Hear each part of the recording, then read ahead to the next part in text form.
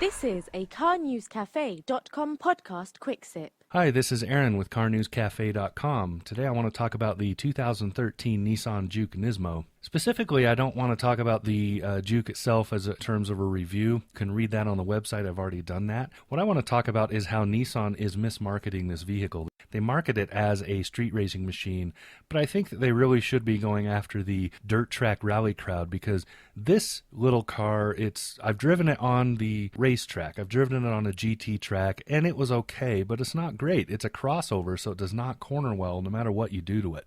Even lowering it, putting stiffer springs on it, more responsive steering, etc., that they did to the Nismo package, it does not corner as well as a sport car will. But what it does do is it takes dirt tracks and just eats them up. I had tons of fun out on the dirt with this thing. The Juke NISMO has a little bit more horsepower. It's about 197 horsepower, a little bit more torque. It has great power to weight. And then the sport package lowers it a little bit, puts on aerodynamic improvements that push it to the ground at speed. It also adds those awesome sport seats, and the sport seats really hug you in there, and no matter what kind of sport driving you're doing, that really makes a difference in how you drive.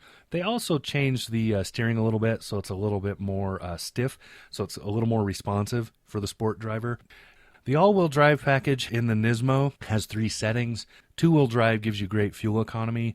The all-wheel drive V, which is vectored, the all-wheel drive vectored splits power evenly, 50-50 front to back. That's okay if you're, driving around on snow and ice, you have the traction control on, all that stuff. And, for everyday all-wheel drive driving, rain, snow, that sort of thing, that's a good setting.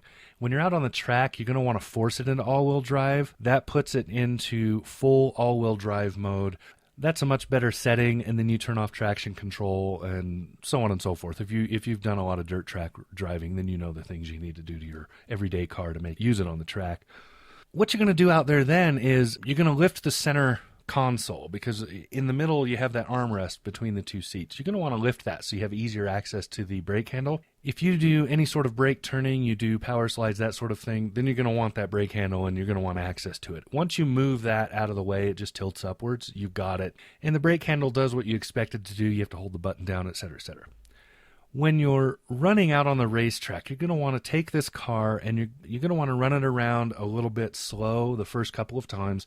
Get kind of a feel for it. It doesn't have a long wheelbase, so it does not slide well like you would expect. If you're used to running in the dirt in the Subaru WRX or a slightly larger vehicle, then you're used to the rear wheels moving.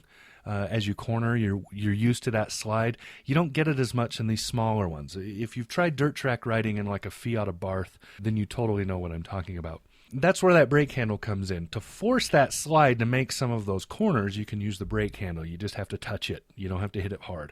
Other than that, this has just the right amount of ground clearance to stay low to the ground and get good aerodynamics, but still clear most of the stuff you're going to be running over on a dirt track. Of course, it is not a real off-road machine. This is not a machine you want to try to climb rocks with and bounce down the ravine in, but it handles dirt very, very well.